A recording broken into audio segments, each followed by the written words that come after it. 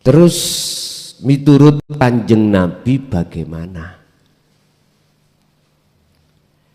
Apakah dunia harus kita bangun, ukhrawiyah juga kita bangun? Ya, harus tahu penempatan masing-masing. Jasmani ini untuk membangun terhadap kebutuhan dunia, rohani khusus membangun urusan-urusan daqaiqul asrar, khusus datang Allah. Nggak boleh dicampur-campur, nggak boleh.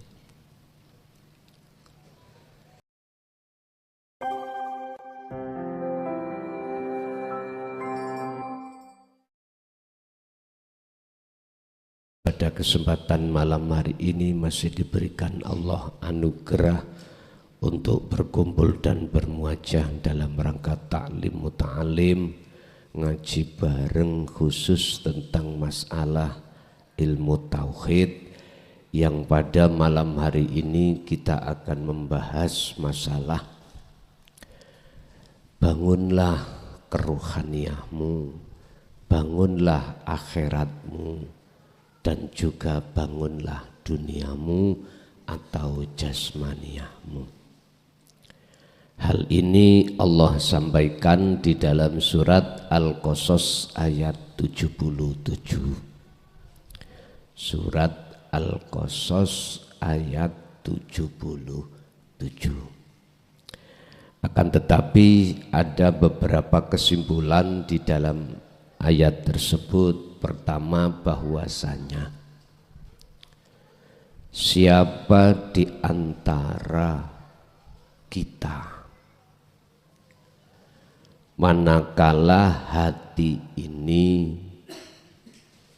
sibuk membangun duniawiyah, mesti lupa ukhronwiyah. Siapa di antara kita membangun hati ini tentang duniawiyah, yastahibbunal hayatad dunya, otomatis alal akhirah. Ruhaniyah kita lupa, bukan jasmaniyah, Pak. Sing sapa wonge atine eling menyang babagan dunya, cinta babagan dunya, mongko mesti lali babagan Gusti Allah. Hati bukan jasmani. Siapa di antara kita manakala hati ini mencintai duniawiyah, maka otomatis hati kita telah meninggalkan Allah. Pun satu. Dua, barang siapa yang hatinya membangun ruhaniyah terhadap Allah, juga otomatis hatinya dilupakan Allah terkait duniawiyah, bukan jasmaniyah, ruhaniyah. Urusan jasmaniyah eling atau tidak pada Allah, akal ini macam-macam. Yang menjadi kesimpulan saya ruhaniyah, hati. Barang siapa hati membangun untuk mendekat dan bertemu Allah, maka hati itu pada saat itu pasti dilupakan Allah dengan urusan dunia. Urusan jasad ini lupa atau tidak terhadap dunia atau tidak, itu bukan bahasan saya. Dan barang siapa yang hatinya teringat bercinta membangun urusan dunia, maka otomatis Allah melupakan hati tersebut terhadap Allah. Urusan jasmani eling apa ndak terhadap hukum syariat lewat hukum syariat, iki bukan bahasan saya, bukan wilayah saya untuk membahas. Sebab kadang-kadang wong iku atine wis kadung kesengsem menyang kesenangan dunia, jasate ku taat hukum syariat iku yo gak setitik, banyak. Kebalikan juga begitu. Siapa di antara kita tatkala hati sibuk menghadap pada Allah,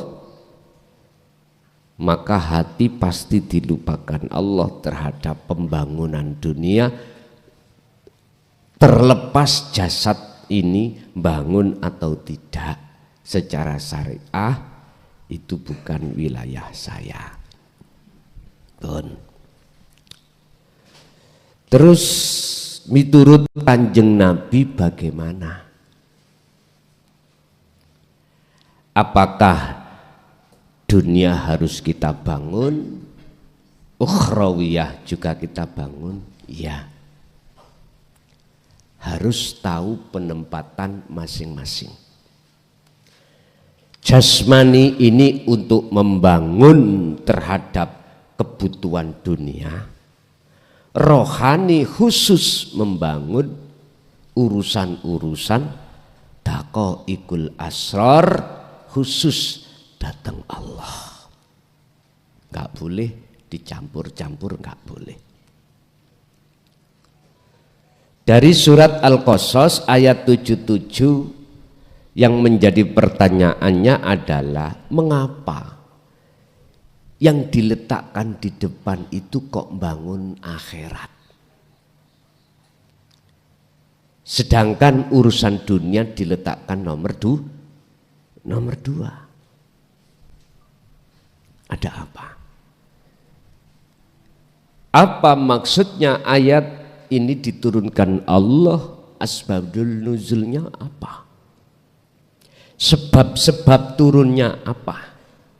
Jawabannya sederhana, karena banyak manusia, baik jasmani maupun rohani, pada saat itu sibuk curahannya itu selain Allah.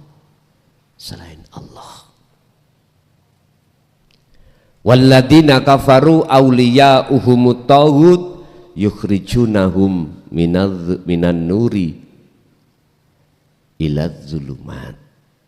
Ketika saat manusia itu baik rohani maupun jasmani, curahannya itu pada selain Allah, maka hati tersebut dalam keadaan gelap gulita. Oleh sebab itu diturunkanlah ayat ini supaya manusia itu rohaniahnya mengedepankan hubungan langsung datang Gusti Allah, mengedepankan, mengutamakan bangun rohani pada Allah. Maksudnya supaya seperti itu. Sebab jikalau ini dilaksanakan, Allahu waliyul ladina amanu yukhrijuhum minadz-dzulumati ila nur, maka Allah akan mengganti ruhaniyah jenengan yang asalnya gelap menjadi terang, yang asalnya Allah gaib menjadi hakul mubin, nyata, yang asalnya itu dunia terang menjadi gelap. Sebab sejatine sifatin dunya, sifatin makhluk, al-kaunu kulluhu zulmatun. Kaun minal mukawwanat, makhluk sifatin dunya kabeh iku zulmah, asline peteng. Zulmah peteng ini ai adamun, tidak wujud. Gelap ini akan hilang manakala cahaya datang. Hati juga begitu. Makhluk di dalam hati kita sehingga beriman makhluk itu wujud, ini akan hilang manakala nur makrifat dalam hati menyala, dinyalakan Allah.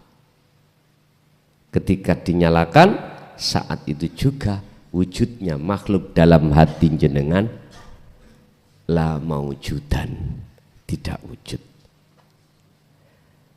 Kalau bundelane iku nur makrifat, apa sebab Allah menyalakan nur makrifat dalam hati seorang hamba yang dikehendaki?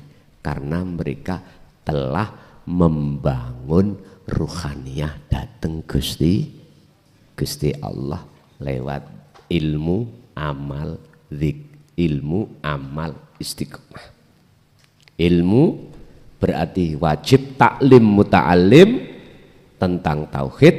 Amal berarti harus ngerti bagaimana cara kholwat yang benar lewat zikir.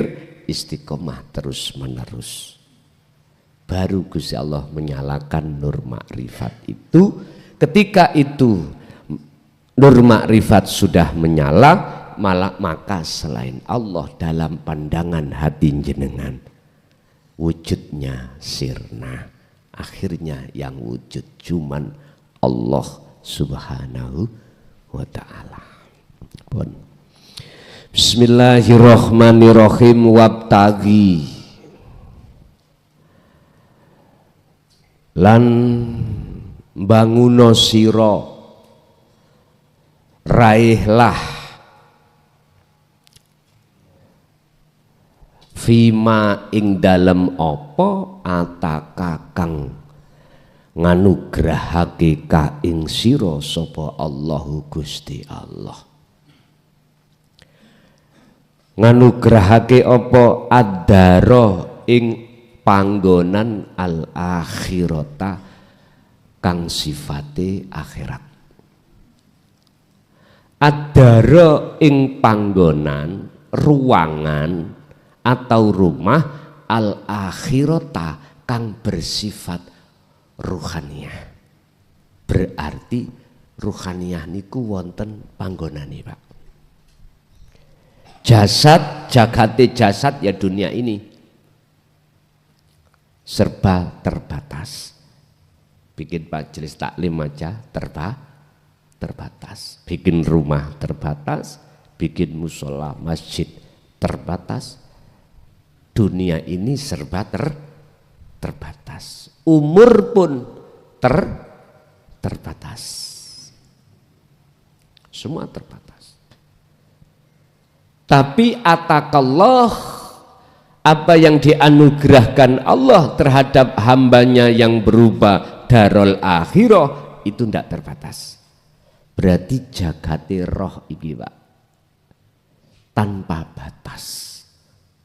Sampeyan tingali wong kepingin atine pabrik, duwe pabrik belang.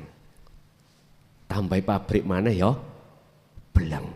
Berapapun lah ngoten nggih. Isine donya cara jenengan pingin sugih notok terus ditambahi notok maneh dobel-dobel pitu. Gak terbatas. Bapak Ibu, panggonan itu ono sing resik, ono sing kotor. Panggonan nek kotor, misalnya panggonannya, tempatnya jasmani kotor, ya kita harus sucikan. Baju najis sucikan, kotor sucikan. Iki diatur syariat. Pun ini bukan wilayah saya. Bukan wilayah saya untuk membahas, karena tauhid itu membahas tentang hati. Nanti masalah fikih itu ada yang bahas sendiri. Saya khusus membahas tentang hati. Hati atau ruh ini juga punya tempat, juga punya rumah, juga punya masjid. Bapak Ibu, ada kalanya hati kita itu kotor, ada kalanya hati kita bersih. Fi qulubihim maradun fazadahumullahu marada. Justru ada hati yang sudah kotor malah ditambahi kekotorannya. Siapakah? Hati yang bagaimanakah? Yang seperti ini, Bapak Ibu, bukan kami, kita ikut sok suci, ndak. Saya bicara ilmu ini tidak hanya untuk santri, umat, tapi juga untuk kiai. Sing ngaji lan sing diji sama. Kita nggak ada bedanya. Kanggo pengeling kita. Hati yang kotor itu adalah hati yang semakin tambah gambar wujud selain Allah. Niki. Wujud sakliyane Allah itu ada di dalam hati. Sehingga jatuhnya iman kita tidak sesungguhnya pada Allah, tapi pada makhluk. Contoh yang ada di depan kita. Sapa sing ngaji? Klason. Lah klason iku sapa? Makhluk toh? Sama kalian jenengan. Apa bisa klason iki mang ngaji membedah tentang masalah tasawuf atau tentang ilmu tauhid? Ora iso. Lah itu sumbernya dari mana? Sehingga ilmu ini yang telah kita dengar akan menjadi petunjuk bagi kita untuk mendekat dan bertemu Allah atau bersih-bersih penyakitnya hati atau kotorannya hati. Bon, nek ngomong klason kendeken Pak, langsung Rasulullah. Hal itu Allah tuangkan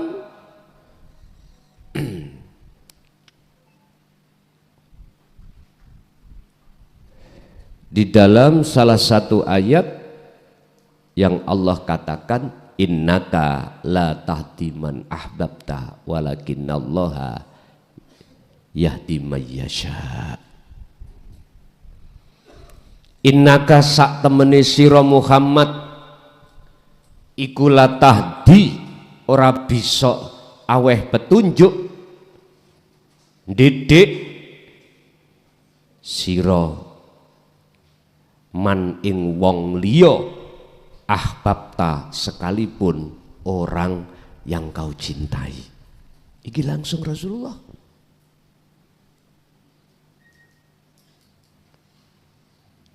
Lah terus siapa yang bisa memberikan petunjuk lewat ngaji ku mau? Bon. Sampai harus punya dasar dalam hati bahwasanya kita sifatnya makhluk, itulah haula walaku kuwata. Bisanya ngaji, bisanya ada daya upaya untuk memberikan petunjuk lewat ilmu itu, berjalan, melihat, mendengar, kekuatan karena illa billah.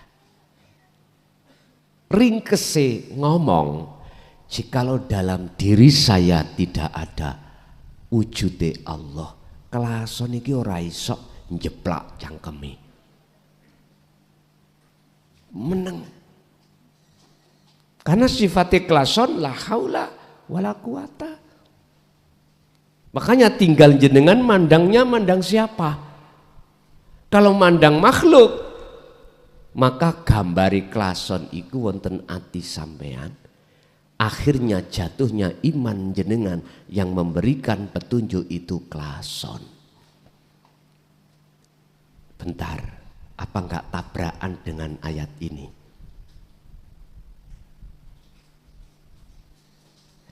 Gara-gara kita itu hati membangun isine dunia, maka Allah lupakan hati kita tentang Allah.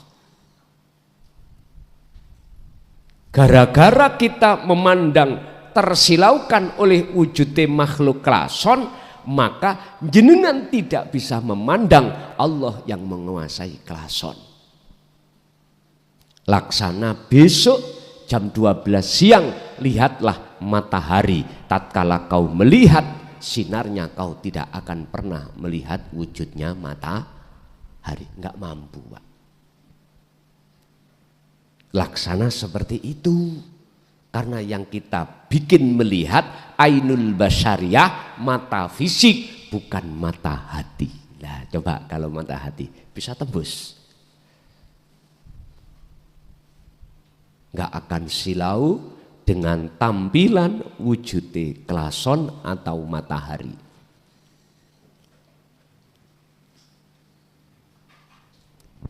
Bapak Ibu hadirin jamaah rahimakumullah.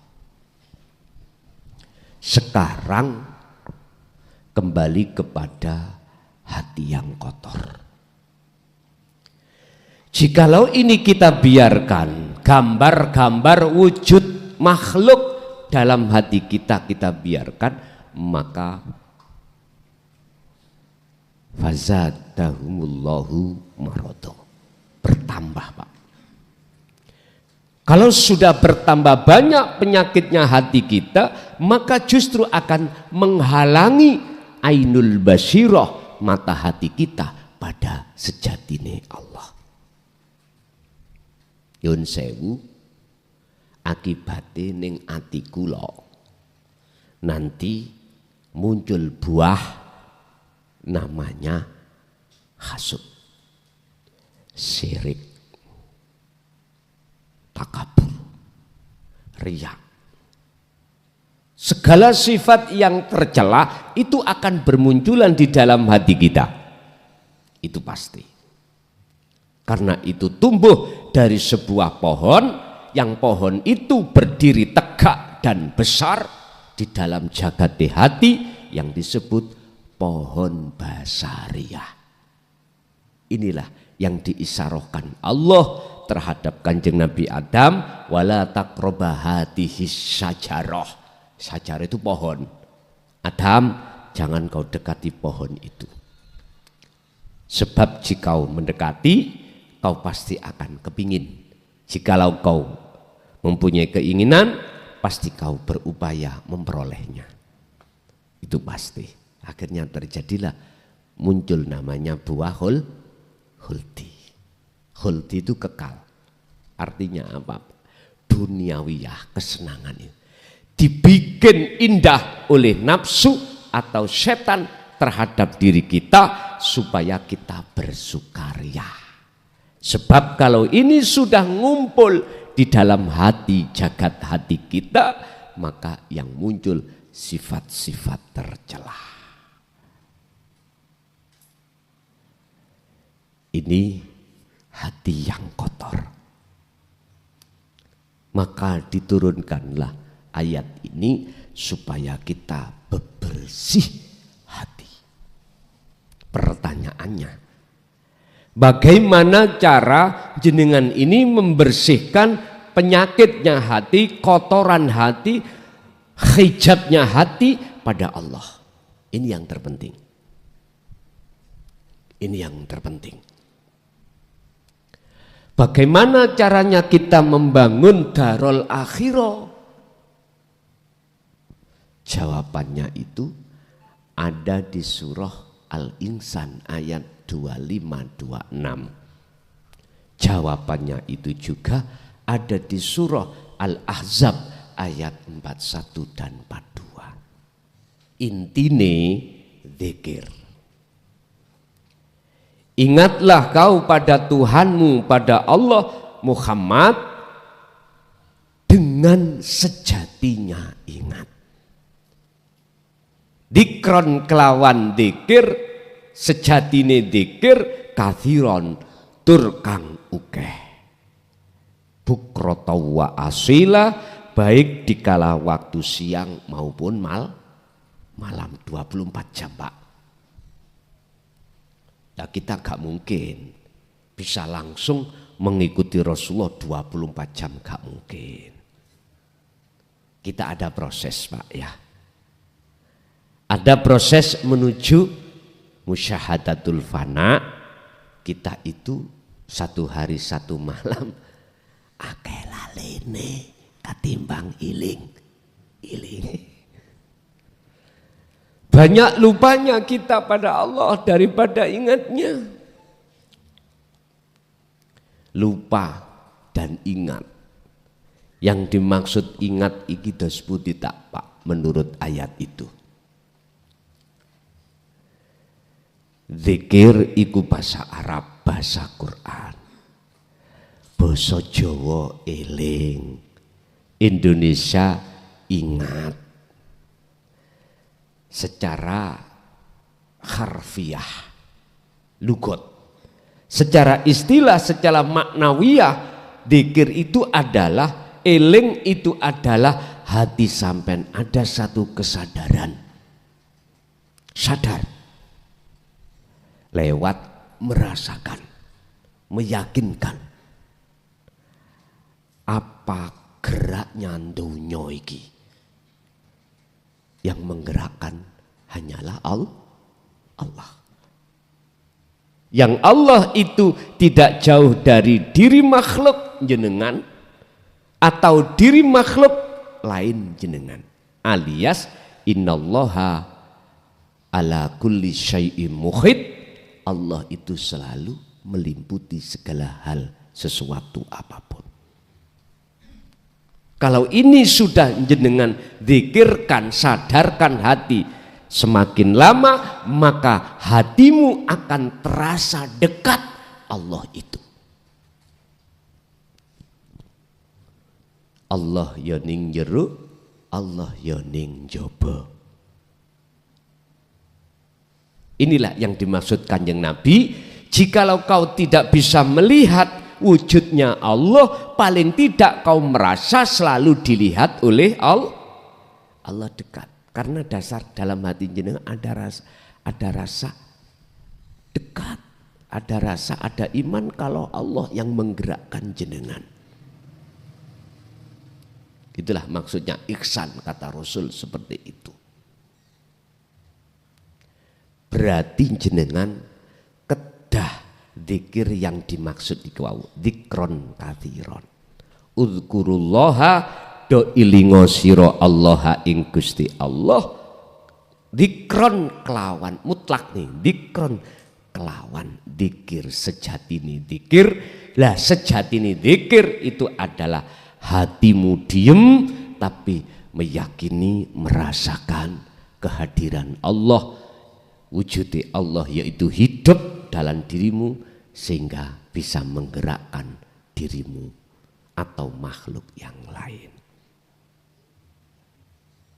Inilah yang dimaksud cara untuk bebersih dari kotoran penyakitnya hati. Ya inilah Pak yang dimaksud sebagai darul akhirah.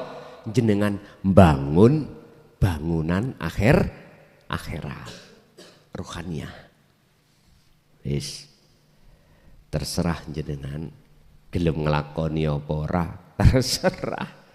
Sing penting ayat ini sudah Allah sampaikan untuk membersihkan penyakit di hati, terutama tentang penyakit yang ada namanya penyakit syirik.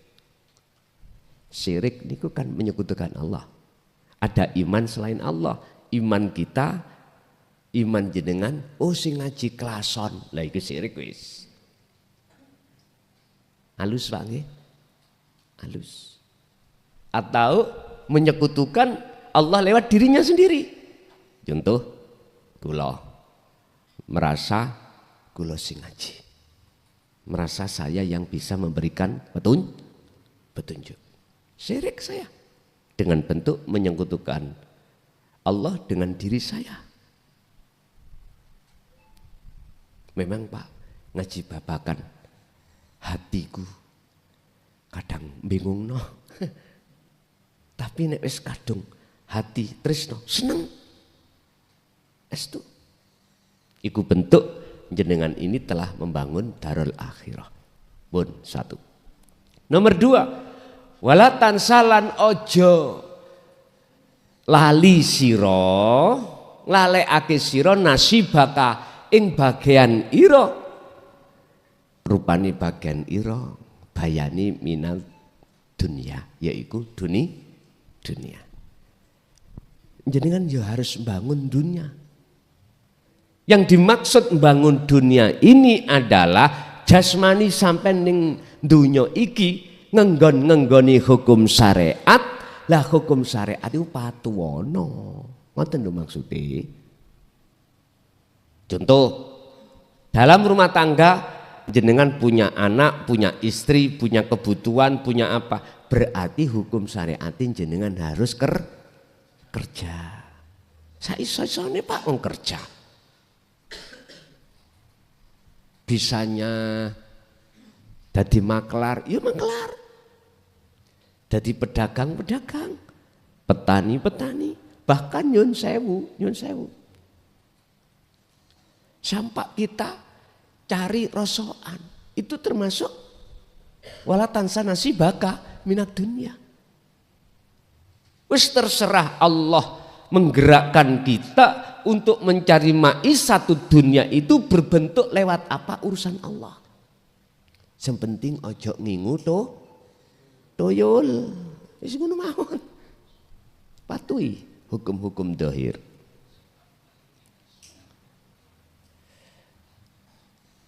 Jasad sampean iki gak mampu. Karena apa? Lumpuh. Bojo ngadah punya, istri punya. Wis mlebu railah makom tajrid tak urui gak apa-apa. Tanpa jenengan nyambut gawe, jenengan iki bisa dapat uang. Tapi gembulane karomah. Iso nyuwuk ya. Jenengan iso mbedhek. Ada tetangga kelangan ayam, didatangi jenengan, sapa sing njoko, TV-ne metu gambare, des, oh kae. Duitku iku lali ana endi? Oh nisar meja. Digondol tikus ndase ireng, diletakkan nisare meja. Ketemu. Jujur kula mboten betani cahaya rupa geni mboten. Kula betani cahaya lewat sentolop. Padha-padha padange, Pak. Mencari ayam hilang, ya dah. Bawa api ya kelihatan. Ono cahayane. Oh iku nisar longan. Di bawah gadangan. Bawa sentolop juga bisa sama. Artinya ana jenenge ilmu sing munculi ndugi jin, ana ilmu munculi ndugi malaikat. Terserah san milih pundi, tapi kula mboten gadah ngelmu sing teko geni. Tapi ana syarate, aku mau maringi nek jenengan mboten bibinau dulu ilmu tauhid. Sebab nek tak wenehno tanpa jenengan ada dasaran hati tentang ilmu tauhid, podo saya, podo karo, sama halnya saya ini nyengklungno sampai ning sumur. Niki makom tajrid engko dadine. Tapi ya wiritane terus, posone terus. Ya. Wis. Dadi engko kemanden. Kasafi dibuka Allah. Akhirnya jenengan iki disimpati oleh masyarakat. Mungkin masyarakat mengatakan, oh mbah-mbahane, ngoten nggih. Mbah-mbahane. jenengan pingin nyun sewu tetandur ben api moro mesti sampean nggawa gula kok kopi piye ta engko gula kopi sampean tukar dolan toko kan kena gawe tuku beras kengingoni anak bojo akhire tenan wong Gusti Allah muruki jenengan wis ngene wacakno iki bila perlu nyo tulisono iki berhubung jenengan bertauhid gak dadi syirik nanti nek sampai tidak bertauhid tak jamin mesti syirik wis tak jamin niku makom tajrid kaya enak tapi bahaya kalau tidak ada dasar ruhannya sampean iki ilmu tauhid bahaya niku berhubung jasmani iki nggak iso opo-opo kerja nggak bisa nggak kuat punya anak punya istri tanggungan ya udah nekat mawon mlebu nang makom tajrid tapi gembulane bangsa halus ya wis gembulane kuwi jadi ada anak ketempelan gitu. Karena jenengan punya aksesnya kelihatan tilus-lus mesti Gusti Allah murui wacakno iki ngalih mesti salam template loh inilah cara Allah memberikan nikmatul imdad ya yang bersifatkan rahman lewat apa makom tajrid yang sudah diletakkan Allah di makom asbab, makom sabab, apa sih makom di mana kita mendapatkan rizki kanggo jasmani ar-Rahman kebutuhan rumah tangga dunya iki sebab-sebab jenengan kali kula nyambut gawe terserah nyambut gawe ning apa sing penting tidak ngelanggar aturan agama gak ngelanggar aturan sunnati Rasul kali sunnatullah hukum-hukum Rasul kita bawa kita terapkan petani nggak boleh nyolong banyu ya ojo nyolong kadang di daerah saya itu namanya air kadang giliran Pak ya giliran nah wis gilire ya wis nek duduk gilire ojo dibolong-bolong hati-hati ingat lebih baik perutmu lapar tanpa ada dimakan daripada perutmu kenyang makan barang haram. Yes. Kita kalau membahas masalah keharaman mengenai fikih ora mari-mari itu duduk wilayahku duduk bagianku. Walatan sanasibaka minad dunya janganlah kau lupakan bagianmu ning dunya iki. Wis. Artinya apa yang Allah berikan titipkan terhadap jenengan urusan dunia berlakulah amanah. Berlakulah amanah. Artinya kita diletakkan Allah ada jadi orang miskin. Setengah miskin setengah kaya. Ada orang yang kaya, kayanya sebab nyambut gawe di dalam asbab atau di makom tajrid macam-macam. Pegang amanah, amanah titipan dari Allah, bukan hak milik kita. Bukti kalau ini bukan milik kita, kalau kita suatu saat dalam waktu yang sudah Allah tentukan pasti akan kita tinggalkan termasuk garwa ayo kaya apa nek jenengan wis game over tahu game over Pak al maut wis ora kanggo gak mungkin melok nang kuburan melok sampean betok mboten mungkin anak innama amwalukum wa azwajukum wa auladukum fitnah. I'lamu ngertiyo sira bahwasanya 3 perkara ini adalah ujian.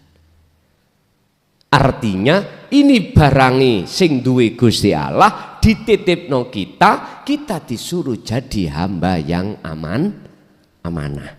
Berarti ra oleh ngaku. Gak boleh kita mengakui.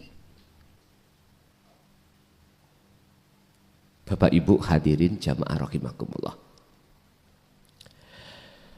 Wa aksin lan agawe bagus sira ai terhadap orang lain. Berbuatlah bagus kau terhadap orang lain kama aksana kaya oleh berbuat bagus sapa Allahu Gusti Allah ilaika maring sira. Mana Gusti Allah wujude berbuat baik terhadap kita. Kita diberikan nikmat 2. Pertama nikmatul ijad, nikmat penciptaan. Yang kedua nikmatul imdad, nikmat kelangsungan yang dibutuhkan jasmani dan rohani. Wujudnya mana yang jasmani? Ar-Rahman. Wujudnya mana rohani? Ar-Rahim. Niki. Lewat Kanjeng Nabi, para utusan Allah, kabeh iku ya nggawa syariat, ya nggawa hakikat. Didikan ilmu dohiriyah syariat, didikan ilmu batiniah hakikat, yang Kanjeng Nabi Muhammad disebut dinul haq atau dinul tauhid. Iku yo sama Rasul sebelumnya, mung wae syariate gak padha. Hakikate sama, satu cuman. Wama arsalna min qablika mir rasulin illa nuhi ilaihi annahu la ilaha illa ana fa'budun. Al-Anbiya 25. Muhammad, aku tidak mengutus utusan sebelummu tentang hakikat, termasuk dirimu, kecuali wajib membawa wahyu inti saya tentang hakikat makrifat ini yang tertuang di dalam kalimat tauhid la ilaha illa ana. Terangkan itu. Padahal setelah tragedi para sahabat 4 niki sebagai penerus tongkat Rasulullah 14 abad, berarti 1400 tahun ditutupi rapat tentang la ilaha illa ana. Jangankan ana, anta pun kadang-kadang ya tertutup. Yang dibuka la ilaha illallah dan la ilaha illallah, syariat dan thariqat. Hakikat makrifat ditutup belak dengan alasan membahayakan. Dengan alasan banyak fitnah. Fitnah itu karena nggak paham tuh Pak. Kok paham? Buat dadi fitnah. Bagaimana mungkin kita akan paham jikalau tidak diterangkan? Orang yang pandai-pandai itu karena sekolah. Di dalam sekolah itu ada taklim muta'alim, ngajar mengajar ilmu ini. Sasarannya itu harus diterangkan, ditaklimkan terhadap orang yang belum paham. Sebab orang paham asalnya mboten paham, asalnya tidak paham, olehnya paham, mendengarkan keterangan dan tidak langsung ditolak. Lalu dia ngenangan. Buka akhirnya. ngal sedikit akan buka hati ini. Kalau belum sudah ditolak, dzalika dhalalah, iku sesat. Wis ojo ngaji babakan tauhid, tonggoku dhisik tau gendeng. Wis ditenteni ya men. Wa yasudduna an sabilillah, dihalang-halangi Anda dari jalan Allah ini. Iya Pak, jenengan yang menangi tahun di bawah 90 ke bawah. Para mas saya nggak berani Pak. Bapak Ibu hadirin, laksana kita dulu Pak, ketika masuk SMP kita belum mengenal bahasa Inggris. SD ibtidak kan nggak ada dulu ya Pak ya bahasa Inggris. SMP baru mengenal bahasa Inggris. Ketika diwurui pertama susah Pak. Warasaran sekolah. Nek pas bahasa Inggris guru kula niku saya dongakno wetenge mencret. Cekak teko. Loh, iki bentuk karena saya menolak. Makanya jangan heran. Kalau saya membuka majelis taklim yang bersifatkan tentang ilmu hati, ilmu tasawuf, banyak yang nggak suka, biasa.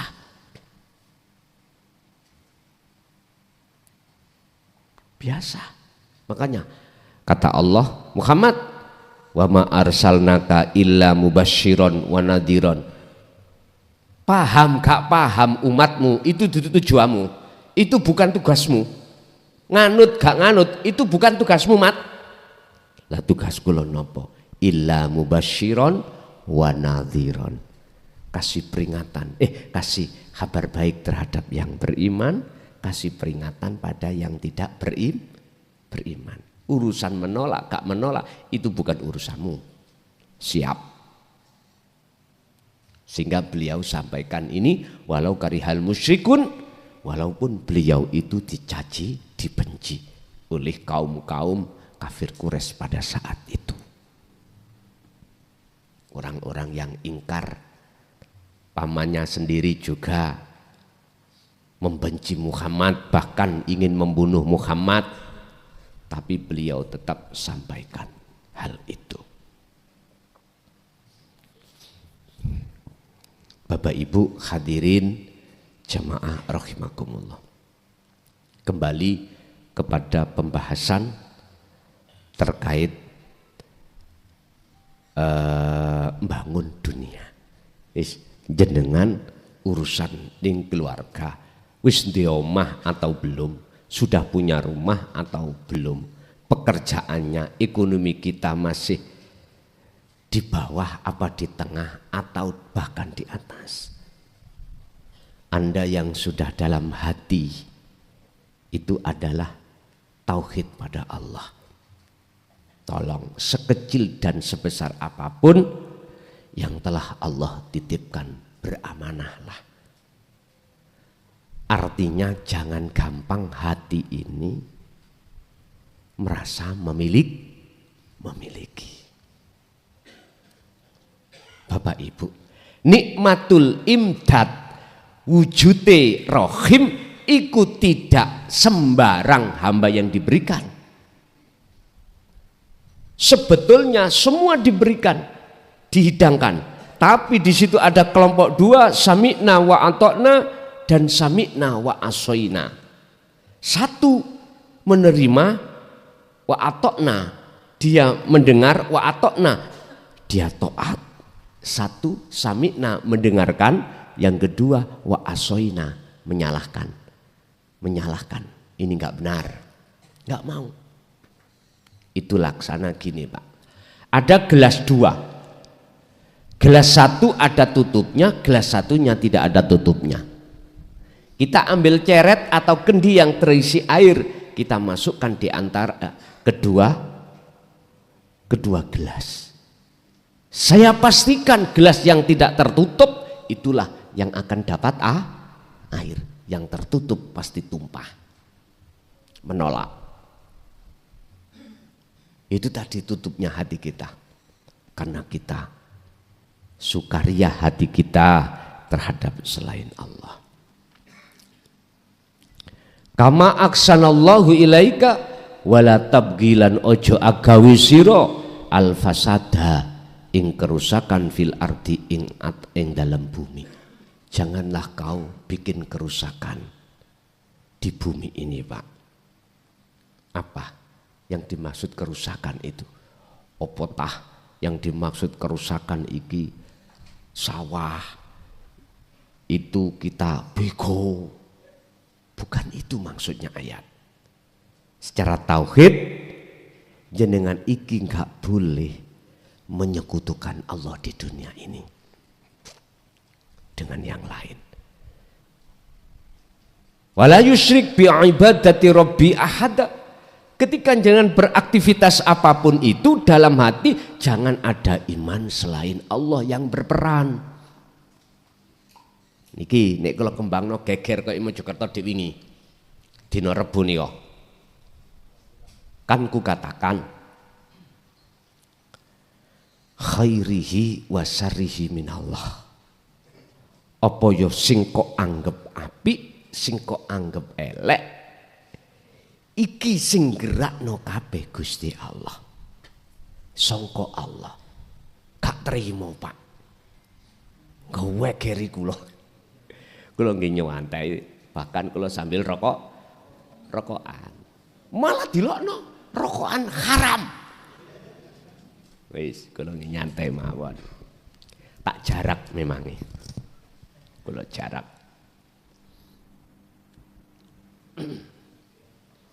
Inilah begini, Pak. Memang ada dasar ayat, Pak, hujah yang mengatakan jikalau baik datangnya dari Allah Tuhanmu, jikalau jelek dari nafsumu sendiri. Berarti ada penguasa dua. Ayo. Berarti Gusti Allah gak kuwasa nguasai perkara jelek. Wis terserah jenengan. Iman sampean ada penguasa dua monggo, ora ya monggo. Nek kula sih nyantai mawon. Nek cara kula sampean paksa elek teko nafsu, moh tetep. Sebab kula niki sekali merah putih tetap merah putih. Niki pun harga mati kula.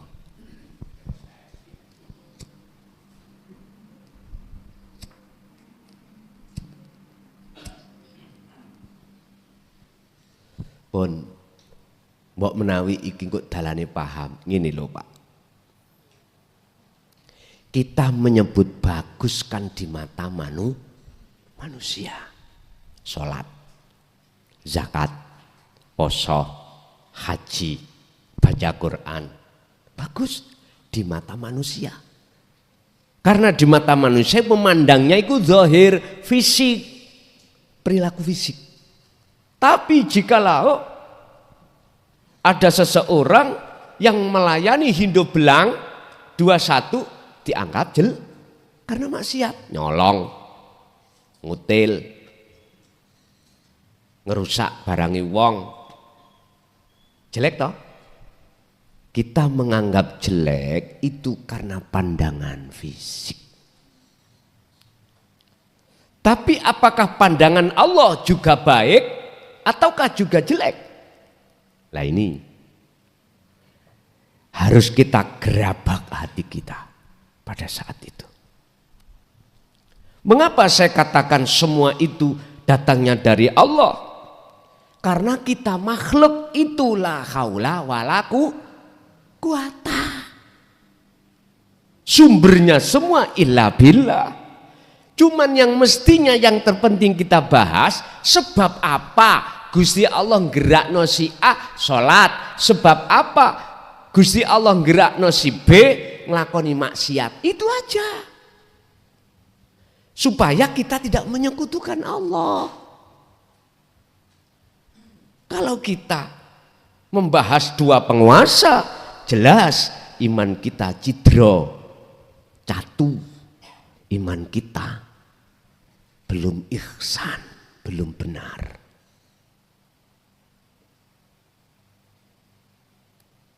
Bapak Ibu, Saya mengatakan dari Allah karena memandang saya, mandang Allahnya. Sehingga baik ataupun jelek maksiat iki jadi jais ing ngersane Allah. Wenang ing ngersane Allah. Cuman yang harus kita bahas sebab apa Allah gerakno si A laku taat, laku baik, si B laku maksiat atau laku jelek. Sebab apa? Nah ini kita urai mestinya. Tapi belum sampai urai gegeran. Wis kula ki langsung takekno panitia, tak tinggal ngombe kopi ambek rokok. Nyantai ae lah. Bang Rasulullah juga pernah diterangkan Allah dalam surat Al-Hijr ayat 38, 37, 38, 39. Sempat Rasulullah didebat. Terus hati beliau sempit. Artinya sempit. Kecolongan. Ini Rasulullah. Nggak percaya buka di dalam surat Al-Hijr. Akhirnya ditegur Allah. Fasabbih. Sucikan Muhammad. Bahwasanya olehnya orang kafir kaum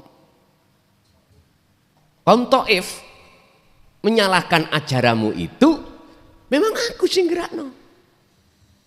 Akhirnya Rasulullah jembar lagi hatinya. Mantap. Akhirnya netral Pak. Gak gontokan. Akhirnya jawab yang ini. Jibril, janganlah kau hukum umatku kaum Taif itu yang menentang dan menyalahkan apa ajaran yang kusampaikan dikarenakan mereka belum mengerti. Nah ini pernah terjadi pada saya Pak. Tahun 2006-2007 mulai ini. 2007 mulai. Tes. Tokoh niki mungsuhi kula. Jan lah wis ra penak nek jare arek nom saiki. Urip apes ya niku. Ngalor ngidul dicaci. Pokoke dilokno ajarane sesat. Ya Allah Pak. Bahkan sempat saya didatangi ke rumah oleh salah satu petugasnya itu yang berinisial AN, sampai saya ini masih hidup.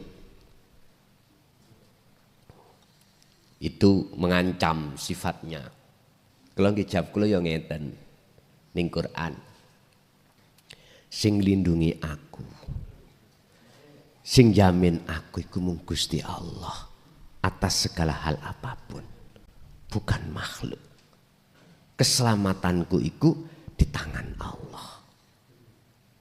Kabeh orang itu pasti meninggal. Entah dengan cara apa meninggalnya. Apakah fisabilillah, apakah di luar fisabilillah. Apakah di jalan Allah, ataukah di jalan nafsu, terserah. Yang jelas Gustiku gak oleh keluar teko desaku. Ngoten. Ya Allah Pak, berpuluh sampai berapa tahun? Pas tahun 2012 sadar Pak. Bahkan menyarankan saya untuk jadi kepala desa. Berarti kesimpulannya orang dekatmu sekalipun jikalau membenci, kau jangan benci. Jikalau dia menyakitimu, kau jangan menyakiti. Rasulullah sederhana, karena mereka belum paham. Akhirnya jadi fitnah. Masa kita dulu gak ngerti bahasa Inggris sampai ndungakno guruku tak ndungakno mencret nek wayah bahasa Inggris. Ya gak kena disalahno karena memang aku menolak. Iki contoh mawon. Sama. Tapi jikalau sudah paham jenengan dengan bahasa Inggris, seneng Pak. Lha itu seneng. Bahkan kursus dibelani karena kadung seneng. Gambarannya seperti itulah. Bapak Ibu hadirin jamaah rahimakumullah. Yang jelas nikmatul imdad yang berupa ar-rahim hanya disematkan bagi para hamba yang dipilih. Yastami'unal qaula fayattabi'una ahsanahu. Beliau-beliau telah mendengarkan ajaran Rasulullah di jalur dinut tauhid lalu beriman. Setelah itu fayattabi'una ahsanahu, taat mengikuti. Akhirnya yuhibbukumullah, yuhbib mongko ngangkat ndadekake kekasih kum ing sira kabeh sapa Allahu Gusti Allah, wa yaghfir lakum lan Allah ngapura, Allah memaafkan segala dosa-dosa jasmani dan dosa-dosa rohani lebih-lebih. Bapak Ibu hadirin, kesimpulannya sekarang kita diletakkan Allah urusan dunia itu di mana, yaitu kita nikmati. Artinya kita nikmati, kita jalankan dengan hati qanaah. Qanaah niku nedon rimo. Qanaah niku ya wis sekarang ada ini yes ini. Satu sisi hati jenengan kedah bangun akhirat. Utamakanlah bangun akhirat lewat apa? Pembersihan kotoran hati jikalau masih ada kotor. Jikalau sudah tidak kotor, megahkanlah akhiratmu dengan cara berzikir atau ingat. Nggih, Bapak Ibu, itu apa yang telah Allah berikan kesempatan malam hari ini terkait diutamakan untuk membangun akhirat, membangun ruhaniyah, lalu yang kedua membangun dunia. Begitu